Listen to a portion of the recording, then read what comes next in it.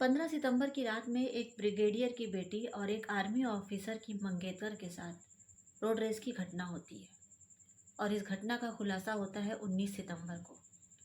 15 सितंबर की रात से 19 सितंबर के बीच में पड़ता है 17 सितंबर, जिस दिन विश्व गुरु महाविश्व गुरु का जन्मदिन होता है।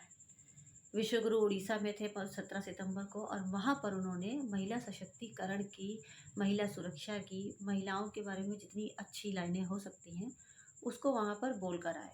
मतलब अपने भाषण में, स्पीच में महिला सशक्तिकरण की बात करके आए। अब विश्व गुरु को 15 सितंबर की बातें और 19 सितंबर को जो खुलासा हुआ है सेना ऑफिसर की मंगेतर के साथ जो ज़्यादती की गई है, उस पर उनको कोई नॉलेज नहीं है। इसलिए मुझे ऐसा कहना पड़ रहा है आज, क्योंकि उस नॉलेज के बारे में कोई उनके तरफ से कोई बात ही नहीं आई। वैसे तो दिन भर कुछ ना कुछ जुमलेबाजी होती रहती है, लेकिन जब कहीं कोई बड़ा कांड हो जाता है या कोई बड़ी बात हो जाती है देश में, तब इनकी जो एक साथ चुप्पी है, पूरे इनके कैबिनेट की बात करेंगे, तो ये इस चीज़ में बड़े माहिर हैं कि खामोशी इख्तियार करो और दुनिया के बवाल से टलो, क्योंकि जो बोलेगा वो फंसेगा। बहरहाल ये इनकी बात है, लेकिन आपको बताएंगे कि इस पूरे केस में एक नई बात निकल कर आई है, जबकि ये केस बहुत दिन से मीडिया में चल रहा है। 19 तारीख से जब से हर जगह इसको बता रहे हैं बड़े बड़े वरिष्ठ पत्रकार कि किस तरह से क्या हुआ है और महिला को किस तरह से प्रताड़ित किया गया। इसमें जो है, रोडवेज में भुवनेश्वर जा रही महिला को कुछ लड़कों ने रास्ते में रोका, जो कि अपनी आर्मी सेना में काम करने वाले अपने मंगेतर के साथ थी, और रास्ते पर रोक कर उसके साथ जो है बदसलूकी और बदतमीज़ी करने लगे।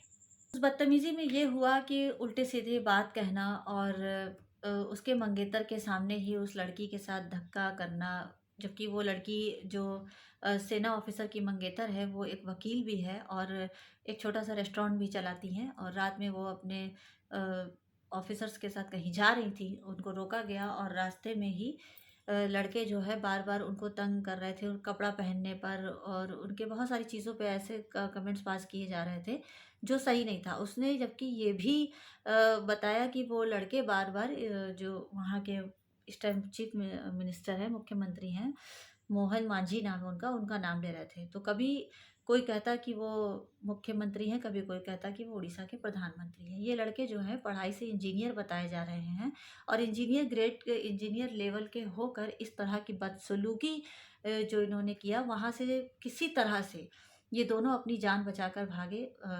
आर्मी ऑफिसर और उनकी मंगेतर दोनों लोग वहाँ से भागे, और सुबह होते-होते 3 बजे रात तक ये लोग जाकर एक पुलिस स्टेशन में, भरतपुर पुलिस स्टेशन में पहुँच जाते हैं, इस उम्मीद के साथ कि ये कानून है, ये प्रशासन है, हमारे देश के में हमारी सुरक्षा के लिए ये जगह बनाई गई है। हम लोग यहाँ आएँगे और अपनी शिकायत को दर्ज कराएँगे और उन लड़कों के बारे में बताएँगे, कुछ ना कुछ कहेंगे और शिकायत दर्ज कराएँगे। लेकिन उनका ये सब कुछ सोचना, ये सब कुछ करना उनके ऊपर किस तरह से उलट के वापस पड़ा, इस बात की उनको कहीं दूर-दूर तक उम्मीद नहीं थी।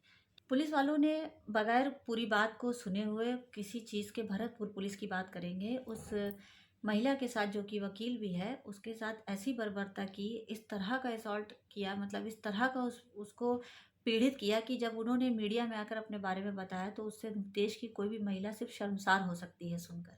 अपने बारे में इस तरह की गिरी हुई बात को बताना, वो भी एक पुलिस वालों की तरफ से, ये बहुत बड़ी हिम्मत की बात होती है कि उन्होंने मीडिया को ये चीज़ बताया कि उनके जो आर्मी सेना में जो ऑफिसर उनके साथ थे, उनके सामने ही उनके सारे इंटरनल कपड़े उतार दिए गए, गलत बातें की गई, गलत इंटरनल पार्ट्स को लेके कमेंट्स किए गए, और उनको पैरों से, जूतों से मारा गया। उनके बाल को 2 महिला कांस्टेबल ने खींचा और आर्मी ऑफिसर को जेल में बंद कर दिया। वो सलाखों के उस पार थे और वो ये इस पार थी। इनको नहीं समझ में आ रहा था कि आखिर इनके साथ ऐसा क्यों किया गया। और एक देखने की बात ये भी है कि कह सकते हैं कि या तो फिर ये किसी पार्टी विशेष के लोगों का काम था या क्या था। ये गुंडे आखिर किस तरह से पीछे पड़े थे कि ये उस पुलिस स्टेशन तक पहुँच जाते हैं, भरतपुर तक 5 बजे तक, जहाँ पर ये दोनों अपनी कंप्लेंट दर्ज कराने गए थे।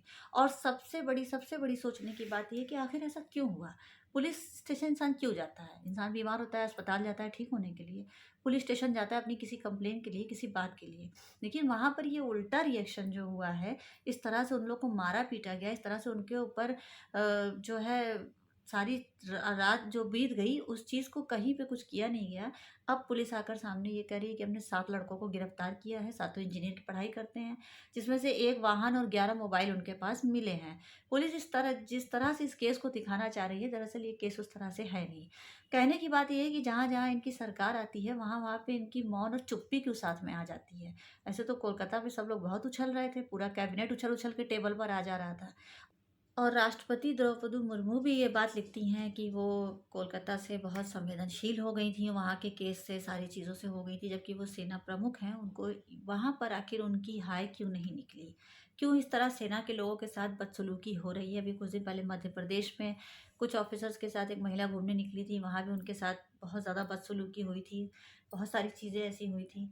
अब ये जो भुवनेश्वर उड़ीसा वाला केस है, इसमें तो मतलब इतनी इंतहा पार कर दी गई कि हम आपको किसी तरह की वीडियो या फ़ोटो यहाँ पर नहीं दिखा सकते हैं, क्योंकि उसको दिखाने का परमिशन भी नहीं है। और जो बयान दिया जा रहा है वो सोशल मीडिया पे हर जगह वायरल है। लेकिन जिस तरह से पुलिस अपना काम कर रही है, पुलिस ने एक या तो फिर गुंडे किसी तरह के पार्टी विशेष के थे जहाँ पर पुलिस ने उनके ऊपर कोई एक्शन लेना सही नहीं समझा, या तो फिर कुछ क्या मामला था ये पुलिस ही बता सकती है। अब जो है एक बात और भी हो रही है कि कुछ सोशल मीडिया ऐसी है जो उस लड़की के किरदार को गिराने पे लगी है, कि वो लड़की जब निडरता से उन गुंडों का सामना कर रही थी तो वो जो है उस टाइम नशे में थी, वो अपनी अना में थी और ऐसे-ऐसे कपड़े पहने थी, इसलिए उन लोगों ने बोला। ये सब बातें एकदम बेमायने बेमतलब की हैं। और इस तरह की वीडियो को वायरल करके उस लड़की का, जो कि खुद एक वकील है, उसके किरदार पर जो है उँगली उठाई जा रही है, उनके उनके किरदार को गिराया जा रहा है।